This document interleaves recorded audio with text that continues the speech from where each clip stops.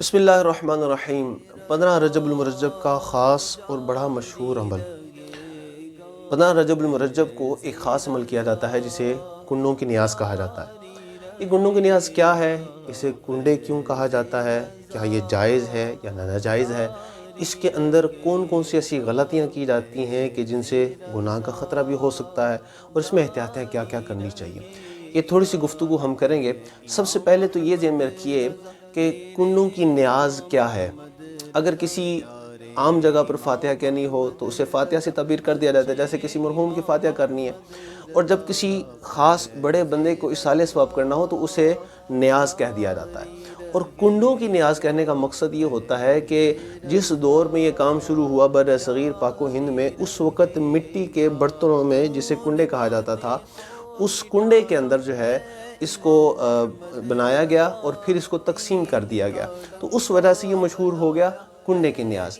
अब ये कुंडे की नियाज़ किसके लिए है? 15 रजबुल मुरज्जब हज़रत सैयदना इमाम जाफ़र सादिक रहमतुल्लाहि ताला अलैह, ये आपके इसाले सवाब के लिए 15 रजब मुरज्जब को ये इसाले सवाब किया जाता है और इसे कहा जाता है कुंडों की नियाज़। याद रखिए कि ये नियाज़ करना ये एक इसाले सवाब है और इसाले सवाब कुरान और हदीस से साबित है।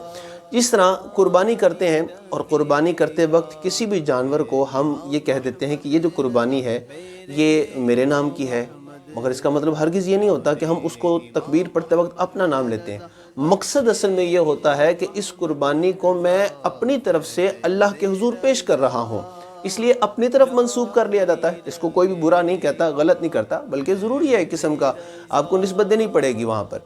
इसी तरह जब नियाज़ की जाती है तो कुंडों की नियाज़ को हज़रत इमाम जाफ़र सादिक रहमतुल्लाहि ताला अलैहि तरफ मंसूब कर दिया जाता है। तो ये मंसूब करना गलत नहीं है, बिल्कुल ठीक है, जायज़ है, और इसको कुंडों की नियाज़ कहा जाता है। याद रखिए कि 15 रजबुल मुरज्जब को कुंडों का जो ख़त्म है या इसकी नियाज़ दिलाने का फ़ायदा ये होता है कि अल्लाह ताला सारा साल आपके रिज़्क़ में खूब बरकतें अता फ़रमाता है, आप पर रहमतें बरकतें होती हैं। और याद रखिए कि खाना खिलाना ये तो वैसे ही बड़ा अहसन काम है।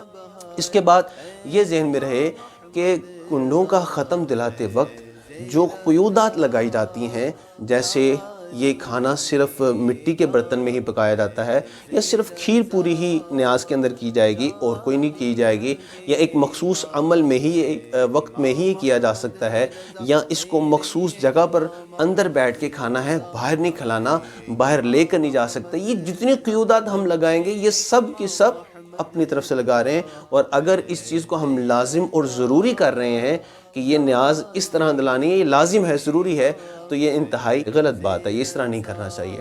और आखिर में ये बात ज़हन में रखिए कि इसाले सवाब किसी वक्त भी कहीं भी किया जा सकता है, यानी ज़रूरी नहीं है कि हम 15 रजबुल मुरज्जब को जो कुंडों का ख़त्म दिला रहे हैं, इसकी नियाज़ कर रहे हैं, ये सिर्फ़ इमाम जाफ़र सादिक रहमतुल्लाहि ताला अलैह के नहीं, ये तमाम मुमिनीन मुमिनात के लिए हम इसमें दुआ करते हैं। इसमें हज़रत अमीर मुआविया रज़ी अल्लाह ताला अन्हु आपके साले सवाब के लिए भी इह्तिमाम किया जाता है, बाकी इस तमाम मुमिनीन मुमिनात के लिए भी किया जा सकता है।